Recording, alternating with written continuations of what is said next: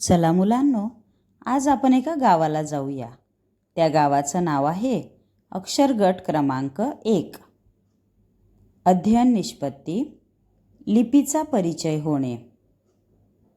म, क, र, ब आणि घ ही मुळाक्षरे आणि आ हे स्वरचिन्ह यांची ओळख होणे.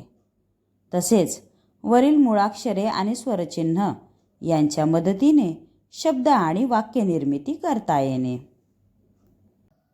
म, मगर. म, मका. क, कमळ. क, कप.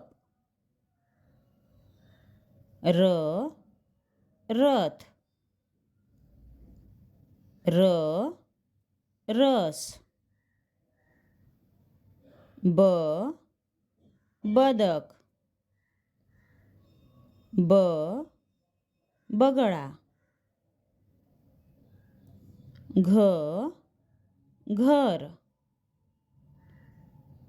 घ, घड्याळ.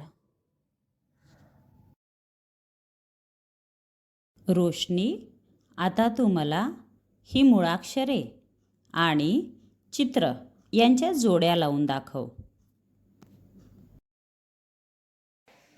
क, कप. र, रथ. ब, बदक. म, मगर. घ, गदर.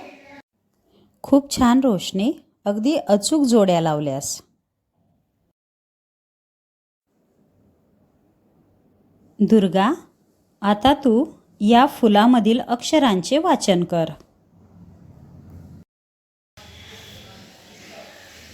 ब, र, म,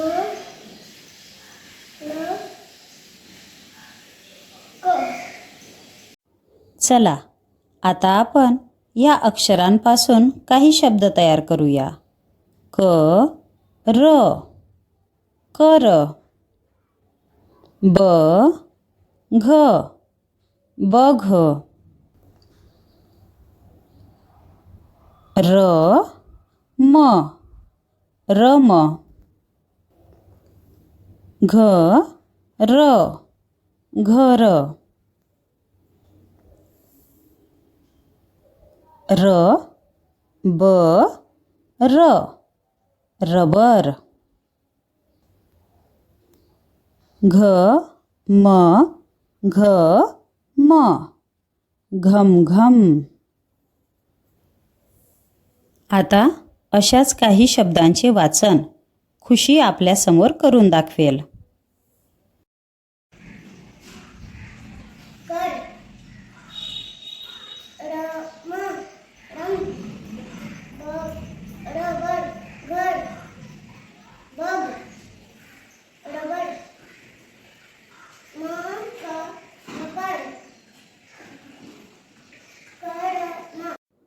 चला, आता आपण करूया आची जादू.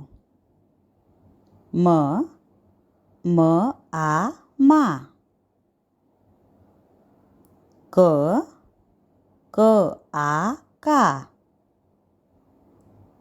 र, र, आ, रा. ब, ब, आ, बा. घ, घ, आ, घा. सोनल, तू आता दिलेला तक्ता वाचन कर. आ, मग. क, आ, का. ल, आ, ला. ब, आ, बा. ग, आ, ग. आपल्यासमोर आता काही शब्द दिसत आहेत. या शब्दांना आपण आ हे स्वरचिन्ह लावूया आणि त्यापासून नवीन शब्द तयार करूया. मामा.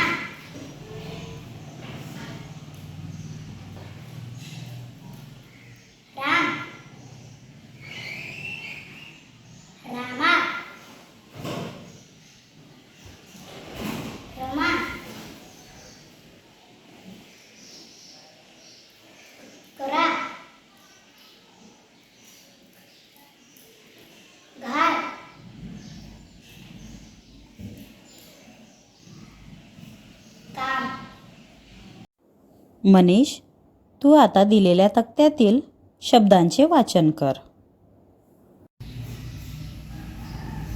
मामा, काका, रामू, गोलू, कामू, गुरगु, कोरू, रामा, कोरा, घार. ह्या शब्दांपैकी 2 ते 3 शब्दांना आपण एकत्र आणूया. जसं आपण घेतलं घर आणि मग बघ. मग वाक्य तयार झालं घर बघ. आता पुढे काम करा. त्यावरून वाक्य तयार झालं काम करा. मनीषा, आता तू पुढील वाक्यांचा वाचन सराव कर. काका, घर बघ. मामा, काम कर. राम, काम बघ. रमा, घर बघ.